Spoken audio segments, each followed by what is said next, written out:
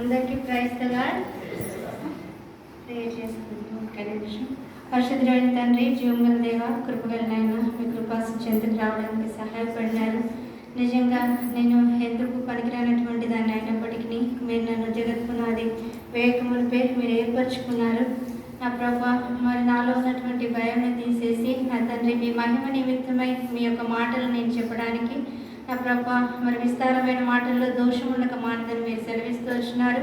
అటువంటిది ఏమీ లేకుండా నిజంగా యథార్థంగా నా హృదయంలో నా ప్రభా, మరి నా జీవితంలో మీరు చేసిన మేలు మాత్రమే చెప్పి మిమ్మల్ని మహిమపరచడానికి సహాయం దయచేసే దేవుడుగా నా పక్షంగా మీరు ఉన్నందుకై వందనాలు స్తోత్రాలు చెల్లించుకుంటూ హృదయమాన యేసుక్రీస్తు వారి అతి పరిశుద్ధమైన నామంలో స్తుతించి ప్రార్థించి అడిగి వేడుకొంచున్నాను తండ్రి.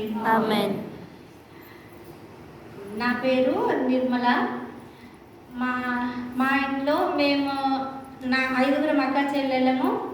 నేను ఒక అన్నయ్య. నేను అందరిలో చిన్నదాన్ని. నేను చిన్నప్పటి నుంచి సండే స్కూల్కి వెళ్ళి క్రిస్టియన్ ఫ్యామిలీలో ఉన్నప్పటికీ కూడా అన్ని విషయాలలో నేను అంటే బైబిల్ చదవడంలో కానీ లేదంటే అన్ని విషయాలలో ఫస్ట్ ఉండేదాన్ని. కానీ రక్షణ అనేది నాకు ముందైతే నాకు ఏం లేదు. చర్చికి వెళ్ళేదాన్ని, సండే స్కూల్ సాంగ్స్, బైబిల్ చదవడంలో మా నాన్నగారు చాలా అంటే మా ఇంట్లో మాది దోనిపాముల, నల్గొండ డిస్టిక్లో దోనిపాముల గ్రామం. మా చర్చ్ వచ్చేసి బేతనీయ ప్రార్థనా మందిరం. అది చండూరు మా ఇంటికి 8 కిలోమీటర్ల దూరంలో ఉంటుంది. కానీ మా గృహం ఎట్లా అంటే ఎవరు అంటే దైవజనులు ఎవరు వచ్చినా సరే ఆతిథ్యం ఇచ్చే గృహం. ఎప్పుడైనా సరే మా ఇంట్లో కాటేజ్ మీటింగ్స్ కానీ ఏవైనా సరే అట్లా మా కుటుంబం అంతా ఆధ్యాత్మికంగా ఉన్నప్పటికీ కూడా నేను అంటే చర్చ్కి వెళ్ళేదాన్ని, సండే స్కూల్లో కథలు వినేదాన్ని. ఏదైనా అంటే ఇప్పుడు క్విజ్ పెడితే క్విజ్లో ఖచ్చితంగా మా ప్రైజ్లన్నీ మాకే వచ్చేవి. అట్లా ప్రతిదీ ఉండేది. కానీ అయినా సరే దేవుడు అంటే విశ్వాసమే కదా మేము, అంతే రక్షణ ఏముంది అట్లా క్యాజువల్గానే తీసుకునేదాన్ని. కాకపోతే చర్చ్కి వెళ్ళేదాన్ని, ప్రేయర్ చేయకపోతే అట్లా ఏది లేకుండా ఉండేదాన్ని కదా, ప్రతిదీ ఉండేది.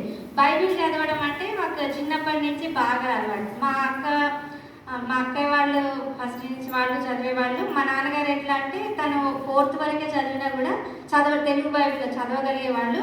కానీ ఎక్కువ ఏంటంటే మమ్మల్ని గట్టిగా చదివించేవాళ్ళు అన్నమాట. మార్నింగ్ కానీ ఈవినింగ్ కానీ ఎప్పుడైనా సరే ఖాళీ సమయం దొరికిందంటే బైబిల్ తీసుకొని వచ్చి చదివించేవాళ్ళు అనమాట.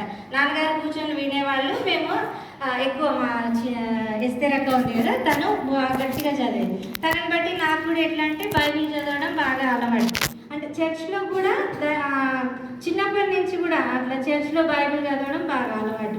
ఎవరికైనా సరే పోటీ పడి చదువుతుండే. మా చర్చ్లో మాకు అందరి కాంపిటీషన్గా ఉంటుండే అనమాట. ఎవరు చదువుతారా ఏంటి అని చెప్పేసి బాగా బైబిల్ అంటే అట్లా చదువుతా బైబిల్ ఎప్పుడైనా సరే బైబిల్ చదవాలంటే చాలా ఇంట్రెస్ట్. అట్లా అన్నీ మా అక్కని చూసి నేర్చుకుంటూ వచ్చాను. మా అక్క కూడా చాలా చక్కగా చదువుతుంది బైబిల్. దాన్ని బట్టి నేను కూడా బైబిల్ చదవడం నేర్చుకున్నాను. అట్లా మందిరానికి వచ్చేదాన్ని, వెళ్ళేదాన్ని, అన్నీ ఇట్లనే ఉంటున్నాయి. 10th ఇంటర్ వరకు కూడా నేను క్యాజువల్గానే ఉంటూ వచ్చాను. 2007లో నేను యూత్ మీటింగ్లో రక్షించబడతా వచ్చాను బ్రదర్ నెవిల్ అంకుల్ ద్వారా. ఏంటంటే అంతకుముందు కూడా నేను అంటే దేవుడు అంటే భయం అన్నీ ఉన్నాయి, కానీ రక్షణ అనేది అంటే నేను క్రైస్తవ కుటుంబంలోనే ఉన్నా కదా, నాకెందుకు రక్షణ అని తలంపులో ఉండేదాన్ని నేను. అట్లా నేను క్యాజువల్గానే తీసుకునేదాన్ని. అయితే యూత్ మీటింగ్లో ఫస్ట్ డే వెళ్ళగానే మెసేజ్ తీసుకుంటా ఉన్నారు. ఫస్ట్ బైబిల్ స్టడీలో స్టార్టింగ్ నేను చర్చ్ లోపల ఎంటర్ అవుతుంటేనే ఈ వాక్యం జరుగుతూ వచ్చిందనమాట. అప్పుడు నేను అసలు చాలా భయపడిపోయాను. ఎందుకంటే అబ్నేర్ అనే అతను చాలా గొప్పగా ఉన్నటువంటి వ్యక్తి. అంటే దేవునికి ఎంత సన్నిహితంగా ఉండి హెబ్రోన్లో జీవిస్తున్నటువంటి ఆ వ్యక్తిని అతను ఏ విధంగా చనిపోతా వచ్చినాడని చెప్పేసి నెవిల్ అంకుల్ ఎంత తీవ్రంగా చెప్పారంటే ఆ మెసేజ్ ఒక డాగ్ లాగా డయాజే పూల్ లాగా చనిపోయాడు అంత గొప్ప వ్యక్తి. అసలు అంత అంటే హెబ్రోన్ ఆవరణంలో ఉండే తను ఆ విధంగా మరణించడానికి కారణం ఏంటంటే నాకు ఒకసారి రీకాల్ అయిందనమాట. చిన్నప్పటి నుంచి నేను కూడా మందిరంలోనే పెరుగుతూ వచ్చాను, అన్నీ చేస్తూ వచ్చాను. చర్చికి వెళ్ళడం, బైబిల్ చదవడం, ప్రార్థన చేయడం, వర్షిప్ చేయడం ప్రతి ఒక్కటి నాకు తెలుసు. అయినా కూడా నాకు ఆ క్షణంలో నాకు ఏమనిపించిందంటే నిజంగా నేను కూడా ఇంత ఫూలిష్గా ఉంటూ వచ్చినాను. ఇవన్నీ చేసినప్పుడు కూడా నాకు నిజంగా ఒకవేళ ఇప్పుడు ఈ హెబ్రోన్లో ఈ ఆవరణలో నేను ఉన్నా కూడా నేను చనిపోతే నా పరిస్థితి ఏంటి, నేను కూడా అలాగే అబ్నేరు వంటి జీవితంలో నేను కూడా అట్లాగే చనిపోతానని చెప్పేసి నాకు అది చాలా అనిపించింది అనమాట. నాకు దేవుడు ఆ క్షణంలో నాకు దేవుడు నాతో మాట్లాడి నిజంగా ఎట్లనగా అబ్నేరు నీచుడు ఒకటి చచ్చినట్లు నీవు చావతగునా, నీ చేతులు కట్లు లేకుండగాను నీ కాళ్ళు సంఖ్యలు వేయబడకుండగాను. అంటే అసలు అంటే ఇంకా అంకుల్ ఎక్స్ప్లెయిన్ చేసిన విధానం ఎట్లా ఉందంటే అసలుకి రిఫరెన్స్ 2 శామ్యూయల్ 3:34 వచనంలో అది అంకుల్ తీసుకొని చెప్తా ఉన్నారనమాట. అప్పుడు నేను సంధించబడతా వచ్చాను. నిజంగా ఎప్పుడంటే అది 2027 మే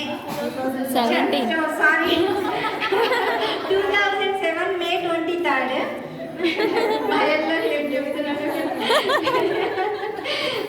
2007లో మే 23rd రోజు first youth camp first day uncle దగ్గరికి నేను ఆ మెసేజ్ విన్నప్పుడు నేను ఈ మెసేజ్ రక్షించబడతా వచ్చానమాట. అయితే అప్పుడు నేను దేవుని దగ్గర నా పాపాలను ఒప్పుకొని నిజంగా నేను పాపాలంటే ఇప్పుడు మనం అనుకుంటాం కదా నిజంగా నేను ఇన్ని రోజుల నుంచి ఇట్లనే ఉన్నా ఏం చేసినాం ఏంటంటే చిన్నవైనా సరే మన పాపాల లెక్క అసలు అనుకుంటే చిన్న అబద్ధం చెప్పడమే, ఒక్క రోజుకు ఒక అబద్ధం లెక్క చెప్పుకున్నా కూడా మన లెక్క చాలా అసలు కౌంట్ చేయడానికి వీలైనట్లుగా ఉంటుంది కదా. అట్లే నేను కూడా అన్ని విషయాలు నాకు అట్లా గుర్తొచ్చినప్పుడు ఈ వాక్యం విన్నప్పుడు అప్పుడు నాకు నిజంగా దేవుడు నాతో మాట్లాడి రక్షణ ఎట్లా పొందాలి అని చెప్పేసి నేను 2 శామ్యూయల్ 3:34 ద్వారా నేను రక్షించబడతా వచ్చినాను. అయితే రక్షించబడ్డ తర్వాత కూడా నేను మందిరానికి వెళ్తున్నాను, అన్ని ఎట్లా బాప్తిస్మం తీసుకోవాలంటే మళ్ళీ అసలు యాక్చువల్గా ఏం చెప్పాలంటే నేను హెబ్రోన్లోనే బాప్తిస్మం తీసుకోవాలి లాస్ట్ డే అనుకున్న తర్వాత ఏమైందంటే అంకుల్ వాళ్ళందరూ చెప్పారు ఎవరికైతే స్థానికంగా బాప్తిస్మాల ట్యాంక్ లేదో వాళ్ళు మాత్రమే ఇక్కడ తీసుకోవాలి. ఒకవేళ మీకు అక్కడ మీకు ఉంటే వీళ్ళు ఫెసిలిటీ ఉంటే మీరు కంపల్సరీ మీ స్థానిక సంఘాల్లో తీసుకోవడం మంచిదని చెప్పేసి అనౌన్స్ చేశారు. నాకు హెబ్రోన్లో తీసుకోవాలని ఉన్నా కూడా మళ్ళీ అంటే దేవుడు నాతో మాట్లాడిన ఆ వాక్యం చెప్పినప్పుడు నాకు మళ్ళీ అది స్ట్రైక్ అయింది. సరేలే ఎందుకు మా దగ్గర ఎట్లాగో బాప్తిస్మం తోటి ఉంది, నేను ఎందుకు ఇక్కడ తీసుకోవాలి నాకు ఫెసిలిటీ ఉన్నప్పుడు అని చెప్పేసి నేను తీసుకోలేదు. ఆ తర్వాత మళ్ళీ మధ్యలో చర్చ్కి వస్తున్నాను కానీ బాప్తిస్మం తీసుకోవాలంటే మళ్ళీ కొంత టైం పట్టింది. ఎందుకులే నేను రక్షించబడ్డాను కదా ఇప్పుడు నాకు బాప్తిస్మం ఎందుకని చెప్పేసి మళ్ళీ లోకల్ అట్లా ఉంటున్నాను అనమాట. అట్లా ఉన్నప్పుడు మళ్ళీ దేవుడు మళ్ళీ ఒక రోజు సండే రోజు అనౌన్స్ చేయబడతా వచ్చింది మా చర్చ్లో బాప్తిస్మం అనుకున్నప్పుడు. అప్పుడు అంతకు ముందు వారం ఒకసారి ఏమైందంటే చర్చ్లో మీటింగ్ జరుగుతున్నప్పుడు యేసుక్రీస్తు ప్రభువారు అంత గొప్ప రక్షకుడు అయి ఉండి సమస్తం ఆయన ద్వారానే కలిగి అన్నీ ఆయన చేసినప్పుడు కూడా మానవ శరీరాకారం పొందినప్పుడు ఎప్పుడైతే జాన్ బాప్టిస్ట్ చేత తను బాప్తిస్మం తీసుకోవడానికి సృష్టి యావత్తు ఇలా జరగడానికి అది మత్తయి సువార్త 3:15లో ఉన్న దాన్ని మాట్లాడుతూ అది ఆయనే అంత గొప్ప దేవుడే తీసుకోవాలి అంటే ఈ లోకంలో మనిషిగా పుట్టినందుకు ఆయన కూడా తీసుకుంటూ వచ్చినాడు. ఆఫ్టర్ ఆల్ నేను ఎంత కంపల్సరీ రక్షణ ఉన్నా కూడా ఖచ్చితంగా బాప్తిస్మం తీసుకోవాలని నేను ఆ వాక్యం వినడం ద్వారా నేను ఒప్పింపబడతా వచ్చినాను. అప్పుడు మా 2008 జూన్ 19th రోజు మా దగ్గర బాప్తిస్మాలు ఇచ్చారు. ఆ రోజు నేను బాప్తిస్మం తీసుకుంటూ వచ్చినాను. ఈ వాక్యం ద్వారా బాప్తిస్మం తీసుకున్న తర్వాత బాప్తిస్మ వాగ్దానం ఇస్తారు కదా. అప్పుడు నాకు అంటే దాని గురించి హస్త నిక్షేపంలో ప్రామిస్ చేస్తారు కాబట్టి నాకు ఇంతూజియాజం అనమాట. నాకు దేవుడు ఏం ప్రామిస్ చేస్తాడు అని చెప్పేసి నేను ప్రార్థన చేసుకున్నప్పుడు నాకు నిర్గమ 20:24 నీ యొద్దకు వచ్చి నిన్ను ఆశీర్వదించేదను అంటే నీ యొద్దకు వచ్చి నిన్ను ఆశీర్వదించేదని అంటే నేను అసలు చాలా షాక్ అయినా. అసలు ఎందుకు పనికిరానటువంటి నేను ఆయన దగ్గరికి వెళ్తే ఆయన నన్ను ఆశీర్వదించిందంటే ఏమైనా అర్థం ఉంటుంది. కానీ ఆయనే నా దగ్గరికి వచ్చి నన్ను ఆశీర్వదిస్తాడంటే నాకు చాలా అసలు ఏడుపు వచ్చింది. ఎంత గొప్ప దేవుడు అంటే అసలుకి మన ఏ విషయంలోనైనా సరే మనం ప్రార్థన చేసి మనం అడిగినప్పుడు అడిగి ఊహించిన దానికంటే అత్యధికంగా చేయగల దేవుడు అని నా జీవితంలో అనేక సార్లు నిరూపిస్తూ వచ్చినారు. అదేవిధంగా ఇట్లా నా బాప్తిస్మ వాగ్దానం కూడా అట్లా. ఆ తర్వాత కొద్ది రోజులకు నేను అట్లే చర్చ్కి వెళ్తూ ప్రే చేసుకుంటే నేను అప్పుడు నాకు చెవులే నగలు ఇవన్నీ నాకు పెద్ద ఇంట్రెస్ట్ అట్లా లేకపోయినా నాకు ఎందుకో అంటే కాలేజీకి వెళ్ళినప్పుడు కాలేజీలో అందరూ పెద్ద పెద్ద చెవులే పెట్టుకోవడం అంటే వెయిట్లెస్గా ఉండాలి, పెద్ద చెవులే పెట్టుకోవడం నాకు చాలా ఇంట్రెస్ట్ ఉంది. అయితే నేను చిన్నప్పటి నుంచి మా అమ్మ ఎప్పుడు అసలుకి మా కోసం నగలు అట్లా పెంచలేదు. ఎందుకంటే మేము బిలీవర్స్గానే ఉన్నాం కాబట్టి ఎప్పుడు ఏది అసలు అట్లా చేయించాలన్న ఉద్దేశం మా అమ్మకి కానీ మా నాన్నకి కానీ లేదు. మాకు అంటే డబ్బు లేదు అట్లని కాదు, మా కుటుంబంలో అన్ని విషయాల్లో దేనికి కొదవ లేకుండా మేము ఉన్నప్పటికీ కూడా ఎప్పుడు కూడా మా అమ్మ లోకానుసారంగా ఉండాల్సినవి ఏవి మాకు ఇచ్చేది కాదు. అంటే ఆమె అట్లనే పెరుగుతూ వచ్చింది కాబట్టి మమ్మల్ని కూడా అట్లే పెంచాలనుకునేది. అయితే డిగ్రీ ఫస్ట్ ఇయర్కి అట్లా వచ్చినప్పుడు అక్కడ కాలేజీలో ఉన్నప్పుడు వాళ్ళంతా పెట్టుకుంటే నేను కూడా చాలా పొడవు చెవులే నేను కొనుక్కొని పెట్టుకున్నాను అనమాట ఫస్ట్ ఇయర్లో.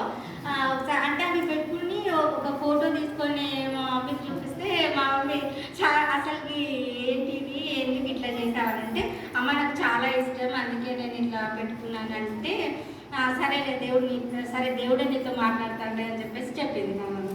అట్లా చెప్పిన తర్వాత ఇందులో ఏం తప్పు ఉంది అని చెప్పేసి అనుకున్న తర్వాత నెక్స్ట్ సండే నేను చర్చ్కి వెళ్ళాను.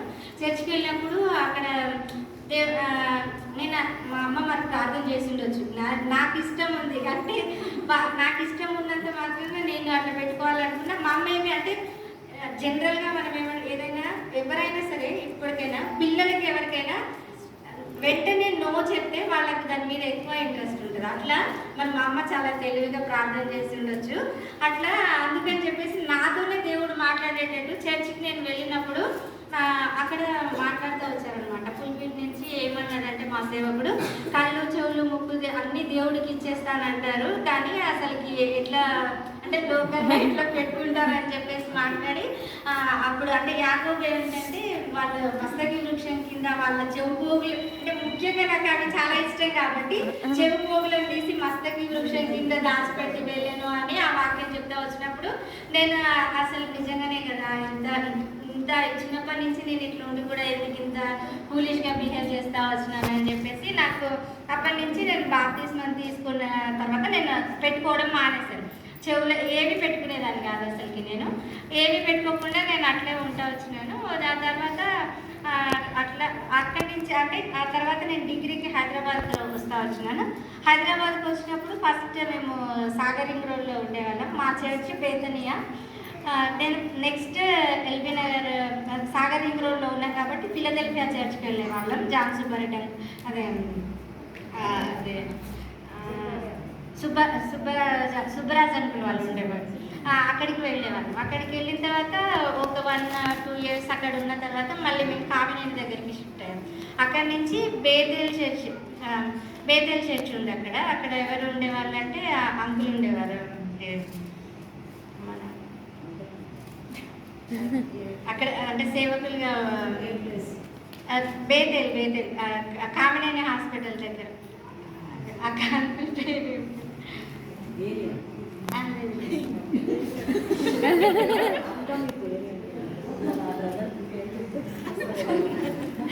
సరే జార్జ్ అంకుల్ ఉండేవాళ్ళు. జార్జ్ అంకుల్ దగ్గర అక్కడ 2008లో నేను అక్కడికి వెళ్ళాను. 2008లో అప్పుడు నేను రక్షణ పొందిన కొద్ది రోజులకి ఆ జార్జ్ అంకుల్ ఏంటంటే నన్ను ఒకసారి పిలిచాడు అనమాట. నన్ను ఒకసారి పిలిచేసి అమ్మ నువ్వు సండే స్కూల్ తీసుకోవాలి అని చెప్పారు. అప్పుడు నేను రక్షించబడి చాలా బాప్తిస్మం తీసుకొని చాలా కొద్ది రోజులు అయింది. నాకేం తెలుసు సండే స్కూల్ తీసుకోవడం అని చెప్పేసి నేను ఎందుకు నాకు ఇవన్నీ భయం, నాకు అసలుకి రావు, ఏమి నా పాటలు రావు, నాకు ఏం రావు, నేను తీసుకోలేనని చెప్పాను అనమాట. అయితే నువ్వు ప్రార్థన చేసుకో, దేవుడు నీతో మాట్లాడతాడు, నేను ప్రార్థన చేసి నీకు ఇస్తున్నా అని చెప్పేసి నాకు సండే స్కూల్ అప్పగించారనమాట. బేతేలు సండే స్కూల్ అప్పగిస్తే సరే అని చెప్పేసి ఇంకా ఫస్ట్ వీక్లో అట్లా నేను సండే స్కూల్ తీసుకున్నాను. అక్కడ బీబీఎస్లో అన్నిట్లలో నన్ను అట్లా వాడుకుంటూ వచ్చినాడు. ఆ తర్వాత ఉద్యోగం కోసం నేను ప్రార్థన చేస్తూ వచ్చినాను అనమాట. ఉద్యోగం కోసం నాకు అంటే ఇంటర్వ్యూ ఫేస్ చేయాలంటే చాలా భయం ఉండేది. అట్లా ఇంటర్వ్యూ ఫేస్ చేయాలి ఏంటి అని చెప్పేసి నాకు చిన్న అంటే నేనంతా చదివింది తెలుగు మీడియం కాబట్టి నాకు ఇంగ్లీష్ అంటే చాలా భయం. ఇక్కడ ఫస్ట్ ఈ చర్చికి వచ్చినప్పుడు కూడా అందరినీ చూసి నేను చాలా భయపడతా వచ్చినాను. అందరూ ఇంగ్లీష్లో మాట్లాడుకుంటున్నారు, నేను అసలు చాలా అనుభవంతి, నాకు అసలు ఏం రాదు, నాకు ఇంగ్లీషే రాదు, వీళ్ళందరితో నేను ఎట్లుండగలుగుతా, నేను ఎందుకు ఇక్కడికి నన్ను పంపించామని చెప్పేసి దేవుడితో కూడా కొంచెం నేను ఫైటింగ్ చేస్తూ వచ్చినాను. అయితే అట్లా చాలా భయం ఉండేదన్నమాట. ఇంగ్లీష్ ఎవరైనా ఇట్లా మాట్లాడి అట్లా ఉంటే నాకు వాళ్ళ దగ్గరికి వెళ్ళాలంటే చాలా భయం. అంటే నేను చిన్నప్పటి నుంచి తెలుగు మీడియంలో చదువుకున్నా కాబట్టి ఇంటర్వ్యూ కూడా ఎట్లా అడుగుతారో, తెలుగులో చెప్పొచ్చో లేదో, వాళ్ళు ఎలా క్వశ్చన్స్ అడుగుతారని చాలా భయపడతా వచ్చినప్పుడు మా బావగారు కూడా ఉండి అదేం లేదురా, మనకు ఒకవేళ ఆన్సర్ తెలిసింది తెలుగులో అయినా చెప్పొచ్చు, ఏం కాదు, నువ్వు ప్రార్థన చేసుకో. ఇప్పుడు నేను ఎక్కడ వర్క్ చేస్తున్నానో అక్కడ డిపిఆర్లో ఇట్లా ఒక పోస్ట్ ఉంది, నువ్వు వచ్చి ఇంటర్వ్యూకి అటెండ్ కమ్మంటే సరే అని చెప్పేసి తీసుకొని వెళ్ళారు. అది సెప్టెంబర్ 5th రోజు అక్కడికి వెళ్తే ఆ సార్ యాక్చువల్గా ఆయన మామూలుగా ఇప్పుడు ఇంటర్వ్యూ అని అట్లా కాకుండా క్యాజువల్గానే సార్ అలా కూర్చోబెట్టి క్వశ్చన్స్ అడిగితే నేను ఆన్సర్ చేసిన తర్వాత సరే అమ్మ రేపటి నుంచి వచ్చేసేయి అని చెప్పేశారనమాట. ఇంత ఈజీగా ఉంటుందా ఇంటర్వ్యూ అంటే అని అనుకున్నాను. అంటే జనరల్గా సార్ మా అక్క ఆల్రెడీ చెప్పింది అనమాట, ఇంటర్వ్యూ అంటే భయపడుతుంది, అడిగింది ఏదో మీరు క్యాబిన్లో కూర్చొని అట్లనే అడగండి సార్, అట్లా అంటే కొంచెం తను కొత్త కదా భయపడుతుంది అని చెప్పేసి మా సిస్టర్ చెప్పింది అనమాట. చెప్పినప్పుడు వాళ్ళు కూడా అట్లా కొంచెం అడిగారు. ఆయనేమో మొత్తం నార్త్, ఆయనకు తెలుగు రాదు, ఇంగ్లీష్ లేదంటే హిందీ. ఆ సార్ నార్త్ వాళ్ళు అనమాట.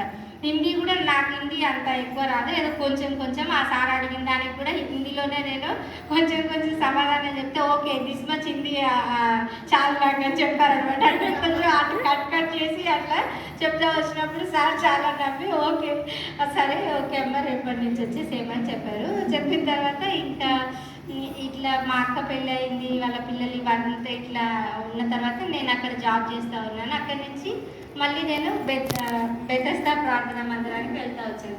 అంటే జాబ్ చేసేది ప్రేమవతిపేటలో, మేము బిఎన్ రెడ్డిలో, అంటే ఇక్కడి నుంచి చాలా లాంగ్ అవుతుందని చెప్పేసి అక్కడ ఆఫీస్కి దగ్గరలో ఇల్లు తీసుకొని ఉన్నాము అనమాట. అక్కడి నుంచి బెతెస్దా ప్రేయర్ హౌస్కి వెళ్తున్నాను. మేము బెతెస్దా ప్రేయర్ హౌస్కి వెళ్ళిన తర్వాత అక్కడ ఒక నా పెళ్ళి గురించి ప్రార్థన చేసినప్పుడు ఇంకా అంటే చాలా మ్యాచెస్ వస్తుండే, అందరూ గవర్నమెంట్ ఎంప్లాయీస్ కూడా ఉండే చాలా, కానీ డినామినేషన్ వాళ్ళు అయి ఉండేవాళ్ళు అనమాట. నాకు అస్సలకి డినామినేషన్ వాళ్ళు అంటే నాకు ఎప్పుడూ ఎక్కడికి వెళ్ళడం నాకు తెలియదు, నాకు అసలు అట్లా నాకు ఇష్టం ఉండేది కాదు.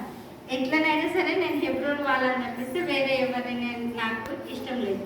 అందుకని చెప్పేసి ఒక మ్యాచ్ వచ్చి ఉండే దేనికన్నా అంటే ఆంటీ నవంబర్ 22 రోజు స్పెషల్ మీటింగ్ ఉండింది మా దగ్గర, సిస్టర్స్ రిట్రీట్ ఉండింది. అప్పుడు ఆంటీ వచ్చారనమాట, గుడి ఆంటీ వచ్చారు. గుడి ఆంటీ స్పెషల్ మీటింగ్ కోసం ఆంటీ వచ్చాడు. అయితే యాక్చువల్గా మా అక్క పెళ్లి చేసింది తిమోతి అంకులే, నాకు బాప్తిస్మం ఇచ్చింది, పెళ్లి చేసింది మా అక్కకి తిమోతి అంకులే. నేను కూడా అట్లే అనుకున్నాను అనమాట, నాకు బాప్తిస్మం ఇచ్చింది తిమోతి అంకులే, నా పెళ్లి కూడా తిమోతి అంకులే చేయాలని చెప్పేసి అనుకుని నేను అనుకునేదాన్ని. అనుకున్న తర్వాత సడన్గా ఇట్లా అంకుల్ మహిమలో పిలిచబడ్డారు. తర్వాత నేను ఆంటీ నాకు అసలు పరిచయం లేదు ముందు నుంచి కూడా, అంటే మా హెడ్ క్వార్టర్స్లో ఆంటీ వాళ్ళు ఉండేవాళ్ళు, కానీ అక్కడికి మేము వెళ్ళినా ఎప్పుడైతే సిస్టర్స్ మీటింగ్ కానీ లేదంటే యూత్ రిట్రీట్స్ కానీ జరిగినప్పుడు వెళ్ళినామంటే యూత్ రిట్రీట్ చూసుకొని అంకుల్తో మాట్లాడేవాళ్ళం, తిరిగి మళ్ళీ మా వ్యాన్లో వెళ్ళేవాళ్ళం, తిరిగి వచ్చేవాళ్ళం అంతవరకు. ఆంటీని ఒకసారి కలిసే వీళ్ళు ఉంటే కూడా నేను వెళ్ళి కలవలేదు అప్పుడు. అయితే అంత మా బావగారు చెప్పారు ఇట్లా మ్యాచ్ గురించి, అంటే వేరే ఒక జేఎల్ వచ్చారు, కానీ తను డినామినేషన్ వాళ్ళు మరి ప్రేయర్ చేసుకోరా ఏమైంది అని అడిగారు. అడిగితే డినామినేషన్ వాళ్ళంటే నాకు అట్లా ఇష్టం లేదు బాబా, నేను కూడా ప్రే చేసుకున్నా అంటే మళ్ళీ బాబా ఫాస్టింగ్ ప్రే చేసి అన్నారు, సరే మనకి 22nd రోజు ఎట్లాగో ఆంటీ దగ్గర నుంచి ఆంటీ వస్తున్నారు కాబట్టి గుడి ఆంటీ, ఒకవేళ ఆంటీ త్రూ నువ్వు అంకుల్తో నీ పెళ్ళి కావాలని నువ్వు ఇష్టపడ్డావు కాబట్టి ఆంటీ ఒకవేళ నీ గురించి మాట్లాడుతుండొచ్చు అని ఆయన కూడా ప్రార్థనలో పెట్టారు, నువ్వు కూడా ప్రార్థనలో పెట్టుకోమని చెప్పారన్నమాట. చెప్పిన తర్వాత సరే అని చెప్పేసి నేను ఇంకా ప్రార్థన చేసుకొని నేను వెళ్ళాను. ఎట్లా అంటే ఆంటీకి నాకు నేనుగా వెళ్ళి నా పెళ్లి గురించి నేను ఆంటీకి చెప్పొద్దు, ఆంటీ నన్ను పిలిచి నా పెళ్లి గురించి అడగాలని చెప్పేసి నేను ప్రార్థన చేసుకొని వెళ్ళాను. వెళ్ళిన తర్వాత నేను వెళ్ళి అక్కడ ప్రార్థన చేసుకొని అక్కడ కూర్చొని ఉన్నాను. ఆంటీ నన్ను పిలిచారనమాట. పిలిచి మన హెడ్ క్వార్టరే కాబట్టి ఆంటీ నన్ను చూసి ఉంటారు ఎన్నోసార్లు, కాబట్టి ఇక్కడ ఉన్నావేంట్రా నువ్వు, నేను ఎక్కడ చూశాను, ఇక్కడ ఉన్నావని అడిగాను. అంటే మన నల్గొండ ఆంటీ హెడ్ క్వార్టర్స్కి వచ్చినప్పుడు మీరు నన్ను చూసుంటారు, తిమోతి అంకులే నాకు బాప్తిస్మం ఇచ్చారు ఇట్లా అని చెప్పాను. అయితే నీకు పెళ్ళి అయిందమ్మా అని అడిగింది ఆంటీ. అంటే లేదండి పెళ్ళి అవ్వలేదంటే, అవునా నా బాప్తిస్మం తీసుకున్నదా అంకుల్ ద్వారానే, అంకులే నా పెళ్లి చేయాలనుకున్నాను ఆంటీ ఇట్లా అయిందంటే, అట్లాంటప్పుడు నువ్వు వచ్చి నన్ను కలవాలి కదా అంటే, మీరే ఆంటీ అంకుల్ వెళ్ళిన దుఃఖంలో ఉన్నారా అంటే, నేనేం వచ్చి కలవలేదు ఇట్లా అని చెప్పాను అనమాట. చెప్తే సరే అమ్మా నువ్వు నీ డీటెయిల్స్ నాకు ఇవ్వు అని చెప్పేసి చెప్పారు. చెప్పిన తర్వాత మళ్ళీ కూర్చోమ్మా అన్నారు, పాటలు పాడారు, క్విజ్ పెట్టారు ఆ రోజు ఆంటీ. క్విజ్లో కూడా అన్ని చాలా వాటికి నేను ఆన్సర్ చేశాను, బైబిల్ చదివిస్తే నేను చదివాను, ఆంటీ చూశారు. ఓకే సరే అని చెప్పేసి నేను అక్కడ కూర్చున్నప్పుడు బ్రదర్ గురించి ఆంటీకి గుర్తొచ్చిందంట. గుర్తొచ్చి ఆంటీ ఏమడిగారంటే, వాళ్ళు తమిళియన్స్ కాబట్టి అంటే వేరే బ్రదర్ కార్తీ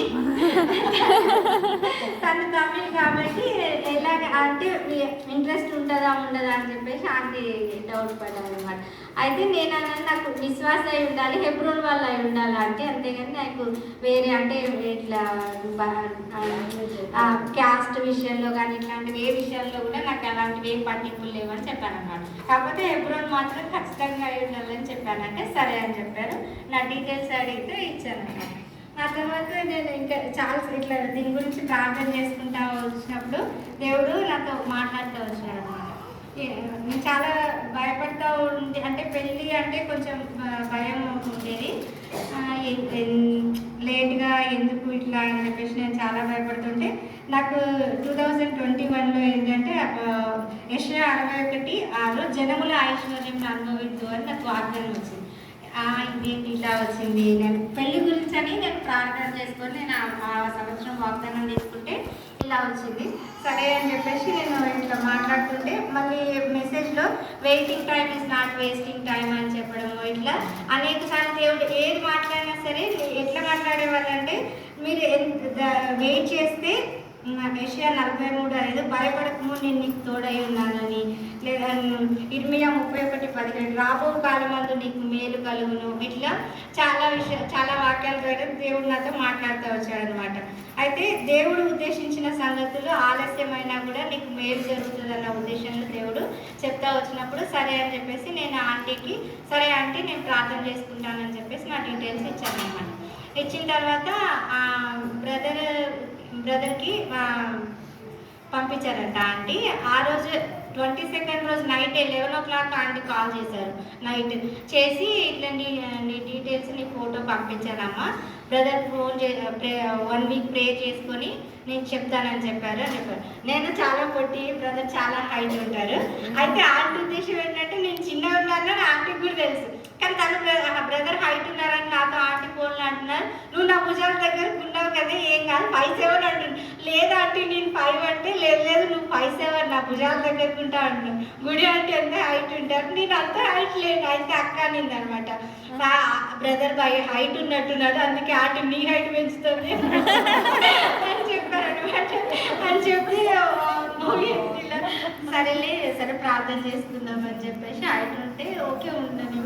అయితే సరే అంటే తనైతే నాకు ఏం డీటెయిల్స్ పంపలేదు నాన్న, కానీ అంటే నాకు ఎట్లా అంటే నేను ఎప్పుడు పెళ్లి గురించి ప్రార్థన చేసుకున్నా రిబ్కా గురించి నాకు వచ్చేదనమాట. రిబ్కా ఎప్పుడు చూడకుండా ఆయన ఎలియాజర్ వెళ్ళి తీసుకొని వచ్చాడు. అట్లా ఉండాలనేసి నాకు ఇష్టం ఉండేది అన్నట్టు. అందుకని చెప్పేసి బ్రదర్ని చూడాలని నేను అనుకోలేదు. అందుకే నేను ఆంటీతో చెప్పాను, నా ఫోటో పంపించమంటే మాత్రం నేను పంపించాను. నాకు ఇట్లా ఉద్దేశం ఉన్నంత మాత్రాన బ్రదర్కి ఉండాలని లేదు కదా. అందుకని నేను ఆంటీతో అన్నాను, తను డీటెయిల్స్ అంటే ఒక్కడే అబ్బాయి అని చెప్పింది అంతే, తన పేరు చెప్పింది, అంతకు మించి నాకు వేరే ఏం డీటెయిల్స్ ఇవ్వలేదు. ఫోటో కూడా తనదేం లేదమ్మా, నీ ఫోటో అయితే నేను పంపించాను, ప్రార్థన చేసుకొని చెప్తాను అన్నాడు అని చెప్పింది. అంటే సరే ఆంటీ అని చెప్పేసి అన్నాను. అయితే నేను అన్నాను నాకు ఏ ఫోటో అవసరం లేదంటే నేను ప్రార్థన చేసుకొని చెప్తానని చెప్పాను. చెప్పిన తర్వాత సరే అని చెప్పేసి 1 వీక్ అని చెప్పారు. మళ్ళీ 3 days తర్వాత మళ్ళీ కాల్ చేశారు ఆంటీ, ఆఫ్టర్నూన్ చేశారు అనమాట. ఆఫ్టర్నూన్ కాల్ చేసేసి ఇంకా మేము ఫ్రైడే రోజు వస్తున్నాము, నువ్వు లీవ్ పెట్టుకున్నానా, ఇంటి దగ్గర ఉండని చెప్పాను. అంటే సరే ఆంటీ అని చెప్పాను. అయితే నా ఫోటో పంపించినప్పుడు మా అత్తమ్మ మా నేను మా అమ్మ పాప అంటాను. అయితే మా అమ్మ వచ్చింది. మా అమ్మ వచ్చినప్పుడు వాళ్ళ ఫోటో చూసినప్పుడు ఫస్ట్ ఆమె అంటే అప్పుడు నేను చిన్నప్పుడు పెట్టుకున్నాను, కొంచెం ముందు ఇంటర్లో చెవులే పెట్టుకున్నానని చెప్పాను కదా. కానీ ఆ ఫొటోస్ ఏం లేదు, నేను చర్చ్లో దిగిన ఫోటోనే నేను పంపించాను అనమాట నార్మల్గా ఆంటీకి. అయితే మా అమ్మ వచ్చేసి అయ్యో కనీసం చెవులే కూడా పెట్టుకోలేదు, ఖచ్చితంగా చెవులే పెట్టుకోవాలని చెప్పాను. అయితే ఆంటీ నాకు ఫోన్ చేసి ఆమెకి ఇట్లా నువ్వు చెవులై ఇట్లా పెట్టుకోవాలని అంటుంది నాన్న, నువ్వు ఏ పెట్టుకున్నా పెట్టుకోకపోయినా చెవులై మాత్రం కంపల్సరీ పెట్టుకోండి అని చెప్పి, సరే అప్పటి వరకు అయితే నువ్వు పెట్టుకోవాలని చెప్పేసి ఆంటీ కాల్ చేసి చెప్పాను. చెప్తే సరే ఆంటీ అని చెప్పాను. చెప్పిన తర్వాత నేను ఒక చిన్న టాప్స్ స్టడ్స్ కొనుక్కొచ్చిన మాట నేను పెట్టుకున్నాను అనమాట. పెట్టుకుంటే ఇంకా రాగానే ఫస్ట్ మన చెవులే చూసిందండి, తర్వాత చెప్తున్నా అంటే అప్పుడు ఆమె అనుకుందంటే ఓ చెప్పాకనే వినింది కాబట్టి మంచి వినే అమ్మాయి అని చెప్పేసి తల్లి అట్లా అని చెప్పేసి ఇంకా వాళ్ళు వచ్చారు. వచ్చిన తర్వాత జస్ట్ 2 hours అంటే 27th Novemberకి వచ్చారు ఆంటీ వాళ్ళు. వచ్చి 2 hours పెళ్లి గురించి అంతా ఫస్ట్ అన్నారు. సరే మరి ఏంటి అంటే నేను చెప్పాను కదా మీరు రమ్మన్నానంటే నేను ఓకే చెప్పాను కాబట్టి రమ్మన్నాను అంటే అని చెప్పాను. అని తర్వాత మళ్ళీ బ్రదర్ని అడిగితే వాళ్ళు మా పప్పాకేమో చాలా పట్టింపులు ఎక్కువ అవన్నీ, అందుకని చెప్పేసి మీ నక్షత్రం ఏంది, తీదేంది, పుట్టింది ఎప్పుడు అది అంటే అవి ఏవి నాకు లేవు, నాకు తెలియదు అని చెప్పాను. అంటే అలా ఉంటే ఎలా పెడతారు అది అని చెప్పేసి అన్నారు. అన్న తర్వాత ఇంకా సరే అని చెప్పేసి ఇంకా వాళ్ళకి ఇష్టం ఉన్న తర్వాత నేనేం చేస్తాను, ఓకే మీ ఇష్టం అన్నారు ఆయన కూడా. ఒకసారి అడిగారు అంటే పుట్టింది ఇప్పుడు అది ఇది అడిగితే నాకు అవి ఏం తెలియదు అనుకున్నాను చెప్పాను. చెప్పిన తర్వాత సరే అని చెప్పేసి అనుకున్నాక ఇంకా అదే నిమిషం స్వీట్స్ తెప్పించండి అని చెప్పాను. స్వీట్స్ కానీ పోయేసరికి ఆ లోపలనే ఆంటీ చేశారు. ఇంకా స్వీట్స్ ఏముంది అంతా ఓకే అనుకున్న తర్వాత భోజనాలే చేసేసి వెళ్తాము, భోజనాలు తీసుకురంటారు. మేము అసలు ఆంటీ ఏమన్నారంటే కనీసం మేము ఏం ముట్టుకోము అంటే మేము ఓన్లీ స్నాక్స్ ఇట్లా ప్రిపేర్ చేసి ఉంచాము. అయితే స్వీట్ అంటే మళ్ళీ స్వీట్ తెప్పించాము. తర్వాత అక్కకు బయటనే మళ్ళీ వెళ్ళింది చిన్నక్క, వెళ్ళి మళ్ళీ అక్కడే ఫోన్ చేసాము. ఫోన్ చేస్తే మళ్ళీ అక్కడి నుంచి పప్పు మళ్ళీ ఏదో కార్తీక మాసం అని చికెన్ మటన్ తినాలన్నారు. అందుకని పప్పుతో బయటనే ఫుడ్ తీసుకొని వచ్చింది. ఫుడ్ తిన్నారు. తర్వాత డేట్తో సహా అన్ని అంటే ఈరోజు ఫ్రైడే కథం నెక్స్ట్ ఇంక మధ్యలో 2 Sundays అంతే. నెక్స్ట్ సండే మీరు అనౌన్స్ చేసేసేయాలంతే. కార్డు కూడా రాసేసింది ఆంటీ ఓన్లీ 2 hours. ఆ రోజు నైటే తీసుకొచ్చి ఆంటీ వాళ్ళ దగ్గరికి వెళ్ళి అక్కడ చెప్పమంది. ఆ రోజు నైటే మా చర్చ్లో. మళ్ళీ నేను మండే రోజు అంటే సాటర్డే రోజు మాకు లీవ్ ఉండింది, నేను వెళ్ళలేదు. సాటర్డే సండే అంతే. మండే రోజు వెళ్ళి నా పెళ్ళి 17th కంటే జోక్ చేయకండి మేడం, కనీసం మీరు ఒకరోజు సెలవు కూడా పెట్టలేదు, మీరు అసలు ఎప్పుడు పోయారో ఎప్పుడు చూసుకున్నారు 17th పెళ్ళి అంటారు. మా ఆఫీస్లో అంతా చాలా అంటే అసలు ఎంత అంటే దేవుడు ఉద్దేశించిన సంగతులు దేవుడి ప్రణాళికలో ఉంటే ఎలా జరుగుతుందంటే క్షణకాలంలో దేవుడే చెప్పాడు కదా, అంటే ఒక రోజు 1000 దినములు ఒక రోజు లాగా. అసలు ఎంత షార్ట్ అండ్ స్వీట్గా అంటే మా పెళ్ళి ఓన్లీ 17 days లోపల అంతా అయిపోయింది. అంటే దేవుడు నాకు నిజంగా ఎప్పుడు మాట్లాడినా కూడా waiting time is not wasting time అని అట్లా మాట్లాడుతూ వచ్చేవాళ్ళు. నీకోసం ఉద్దేశించిన సంగతులు ఎప్పుడైనా సరే అంటే ఆలస్యమైనా సరే నీకు మేలు కలుగుటకే ఆలస్యం చేస్తున్నానని చెప్పేసి నాతో మాట్లాడుతూ వచ్చినాడు అనమాట. అట్లా 2021 December 17th రోజు మా పెళ్ళి అయింది. అదే ఫస్ట్ ప్రామిస్ ఏంటంటే మాకు Ruth 2:12 వచ్చిందనమాట. అయితే సంపూర్ణమైన బహుమానం నీకు ఇచ్చేదను. అయితే ముఖ్యంగా నా గురించి అంటే మా అమ్మ పాపకి రక్షణ లేదు, వాళ్ళ గురించి ప్రార్థన చేయండి. మా యొక్క మాకు పిల్లలు ఉండాలని చెప్పేసి మా మా అమ్మ పాపాల ఉద్దేశం. అంటే దేవుడు కూడా మమ్మల్ని ఏర్పరచుకొని మాకు అన్నీ చేసింది ఆయన సమయంలో. పెళ్లి కోసం నన్ను ఎలా వెయిట్ చేయించాడో అదేవిధంగా నేను కూడా. అంటే అందరూ చాలామంది అడుగుతూ ఉంటారు అనమాట, ఏంటి ఏంటి ఏంటి అని చెప్పేసి ఎక్కడికి వెళ్ళినా. అది దానికి అంటే నాకు నేను అయితే ఏమీ పెట్టుకోలేదు, ఇట్లా వద్దని కానీ అట్లాంటివి ఏమి లేవు. బ్రదర్కి కూడా హాస్పిటల్కి వెళ్ళి అట్లా చేయాలనేసి ఆ ఉద్దేశం ఆయనకి లేదు. దేవుడు మమ్మల్ని ఏర్పరచుకొని దేవుడు ఐక్యపరిచాడు కాబట్టి దేవుడే ఇవ్వాలన్న ఉద్దేశంలో తను విశ్వాసంతో ఉన్నాడు కాబట్టి అదే విశ్వాసంలో నేను కూడా ఉండి మా యొక్క పిల్లల నిమిత్తమై, ముఖ్యంగా మా తల్లిదండ్రుల రక్షణ నిమిత్తమై మీరు ప్రార్థించండి. ఈ చిన్న సాక్ష్యం దీవించండి.